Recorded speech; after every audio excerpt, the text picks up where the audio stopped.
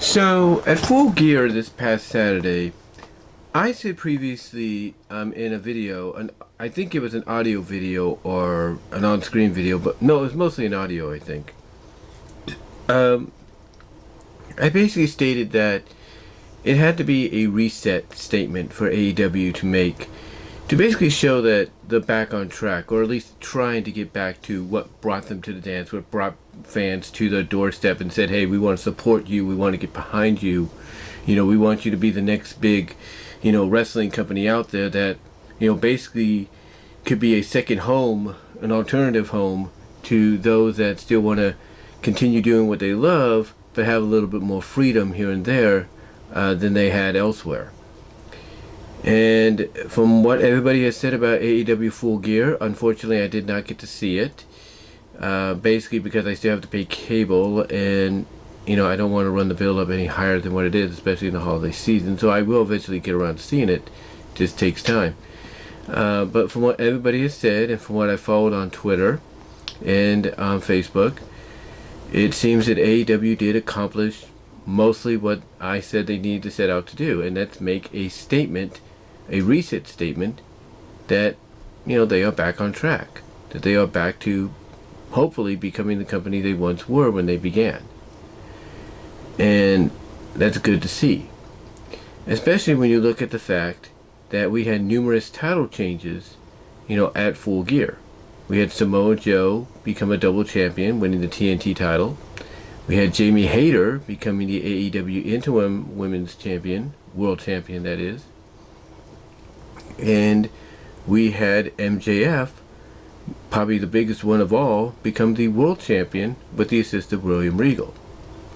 So AEW basically reset themselves in a big way by now showcasing that most of the champions, with the exception of, I think, Samoa Joe, as far as the AEW titles, not the Ring of Honor titles, but most of the AEW titles, most of the champions are homegrown talent.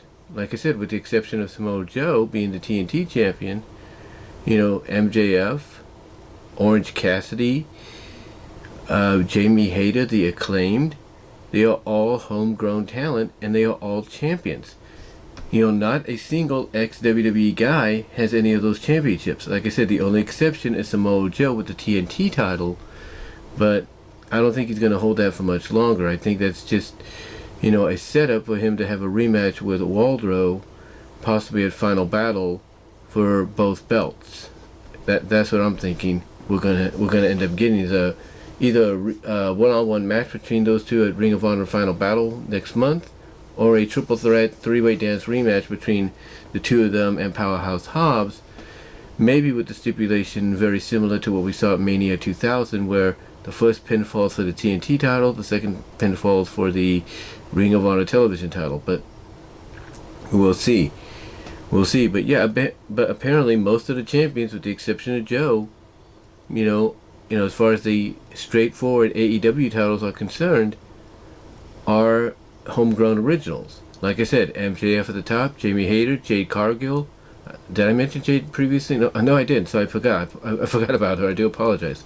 But yeah, MJF, Jamie Hayter, Jade Cargill, the Acclaimed, Orange Cassidy. That's 5 out of the 5 out of the 7 championships that they have that are held by homegrown talent. Now you might ask, well, what about the Trios title? They're kind of held by homegrown talent. Not necessarily. Rey Fenix and the Lucha Brothers, Rey Fenix and Pentagon El Oscuro and Pac have made the names elsewhere. Places like AAA, WWE, you name it. So they're kind of like with Joe. Joe and Death Triangle are the exception, since they hold 2 of AEW's belt championships in their possession, but the other 5 are in the possession of homegrown talent, and that's a good sign in my opinion, because at least it's showing that now, you being Tony Khan, you're trying to take this company in the right direction and not rely so much on talent that came elsewhere, that made a name for themselves elsewhere, and now you're basically saying, hey, the ball's in the homegrown court, let's see what they can do. And that's good to see. That is good to see. Now, the only question is, how long does it last? And I think that question all starts at the top with MJF. How long do they plan to keep the championship on Maxwell? Well, if I'm Tony Khan, I want to try to keep it on him at least, at the very latest, to Double or Nothing.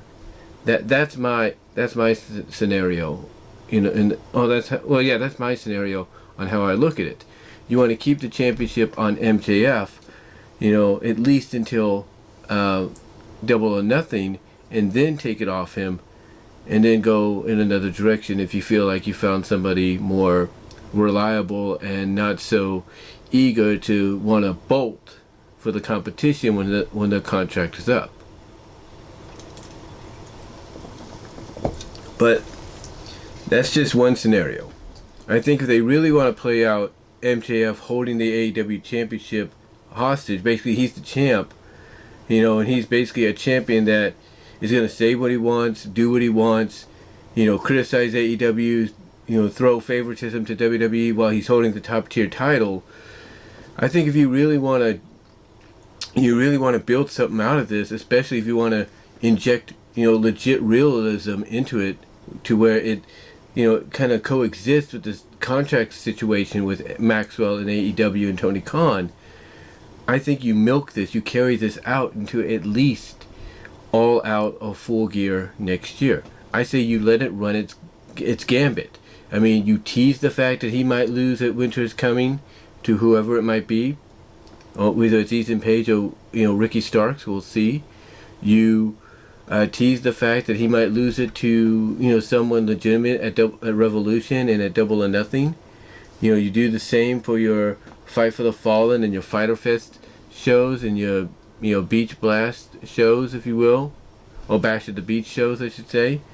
You do all that. You tease the heck out of potential legitimate challengers he could lose, only for him to escape with the title and keep it much longer. And you do this, you build this up to at least around All Out and Full Gear of 2023, because then you tie in the legitimacy behind the scenes of the contract situation between MJF and Tony Khan. And to me, if you really want to cement the fact that, hey, this guy might be gone, who is currently a world champion, he might be gone, and you don't want him to take your championship with him, when his contract is up, then storyline wise, you do what you can in the next year or so to get it off him. And even though the biggest tease and attempt, should be around Double or Nothing, with that possibility of him dropping the belt, I think honestly they need to carry this out until at least around All Out and Full Gear of next year, and really around that time play into the fact that, hey, this guy could potentially walk into WWE the following week after his contract officially expires with AEW as the AEW World Champion and dump the title in the trash. You could play up that possibility if you run the gambit, as long as you can, with Maxwell on top. But you see, it's not just Maxwell that they really are depending on now. You got Jamie Hayter and a possible feud she's going to have with Britt Baker if she does. Jade Cargill, if they're going to set her up to potentially feud with, Jamie or Dr. Britt or whoever in the future. You got the Acclaimed, and you got Orange Cassidy. Like I said, 5 out of the 7 legit AEW championships on homegrown talent. And it's going to be up to them to really carry the company into 2023, as well as kind of be the ones that carry Dynamite and carry Rampage on their backs going into next year, to show that, hey, even the unknown talent that are out there, the homegrown talent that are mostly known for their days on the independents, and all that, or just starting out, can be pillars of this, can be exactly what people say they are. They could be the pillars of the company, and if not, the future of the company.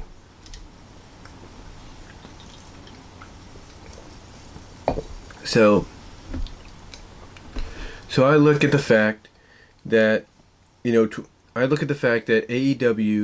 set out to do what it did at Full Gear, Now it's up to the talent, the homegrown talent that holds 5 of their championships, to carry that momentum into next year and prove that they can get just as over, if not more so, than the established talent that is brought in by Tony Khan to be part of the company, if not made the champions almost off the bat.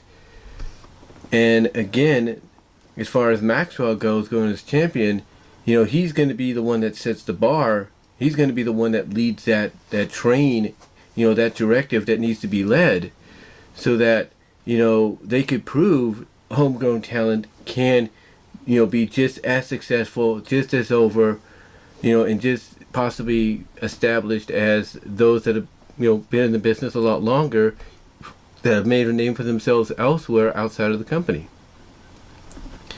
And as far as, how long you keep the championship on Maxwell, like I said, to me, if you really want to tease that you're going to get it off of him before his contract's up, the biggest tease should be around Double or Nothing, but really, really just pour into it as you get towards All Out and Full Gear of next year, that you kind of coincide and blend, reality with kayfabe, to make people think, will this guy, when his contract expires at the beginning of 2024, if he's still champion, will he walk into Monday Night Raw or Friday Night SmackDown with the AEW title and basically tarnish it by throwing it in the garbage or something?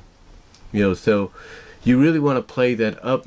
To me, you want to take this reign you have with Maxwell, and you want to play that up into next year, especially as you go into 2024. You want to play it up through all of next year, and you want to really give off the vibe at mostly starting with Double or Nothing, that Tony Khan will basically stop at nothing himself to get the belt off Maxwell before the inevitable potentially could happen. But again, it's going to be up to Maxwell's leading the charge for himself and the other AEW Originals to, make that happen. Because if the ratings don't show, if the viewership doesn't show, as a result of 5 of the AEW Championships being on homegrown talent, if the viewership and the ratings don't reflect this decision, then I do not see a long reign for Maxwell. I do not see a long reign for Jamie. I do not see a long reign for the Acclaimed. I do not see a long reign, a reign lasting much longer, I should say, for Jade. I see a lot of those titles go in the way of established names that have made names for themselves elsewhere, whether it's WWE, New Japan, or AAA, or wherever. That's what I see happening. But we'll have to just sit back and let it play out and see what occurs. But yeah, AEW did what I said they needed to do, but now it's up to the talent. The talent that has the championships, the homegrown talent that has 5 of the championships, to basically prove that statement right, prove that statement true, and get themselves over, get themselves established. And it starts at the top, like I said, with Maxwell. And the way you start out with Maxwell is you put him into a scenario from a storyline perspective that blends reality with kayfabe, and you make people believe over the next year, whether or not this guy will end 2023 as he began it as the AEW champion, and potentially begin 2024 by taking said title over to WWE and tarnishing it. It starts with him and where you take him in that direction, because I believe that's the direction they need to go with it. But let me know what you guys' thoughts are on AEW doing exactly what they need to set out to do at Full Gear this Saturday. What are your thoughts on 5 of the legit AEW championships being on AEW homegrown talent? And do you think that decision to make those homegrown talent champions is enough to basically, get AEW, back on track and in the right direction that they need to get? And do you believe and agree that it starts with MJF at the top and the direction that I believe and feel they need to take him in storyline wise, where you blend that, that confusion of not the confusion, but you blend, that status of kayfabe and reality into one? What are your thoughts? Let me know down below in the comment section, as well as in the live chat during the premiere. Like the video, check me out at my Teespring store for merchandise you can't get anywhere else, and especially in time for the holiday season. Check me out at BW Rose's Discussions, where you get audio versions of all your favorite YouTube videos on the podcast, including this on my podcast series, at all your favorite audio podcast locations except for Pandora, where you'll also get a podcast version of this. Also check me out at VENMO at BW Roses for content you can't get here on YouTube. Also check me out at DeviantArt.com, so that's BVW1979, and at Venmo at Brian-Warmer-2, and at Cash App at BW Roses98, where I'll automatically get your support financially there. Also check me out at Patreon.com, so that's BW Roses for the $1 or $3 tier. But guys, let me know in the comments and in the live chat, what are your thoughts on, AEW going in this direction? Do you think it's going to help viewership and viewership number and rating numbers and attendance? What are your thoughts overall? And do you agree that yes, it does indeed start with their champion MJF and the direction that I feel and I believe they may take him going into 2023, especially throughout that 2023 as they approach the end of his contract status?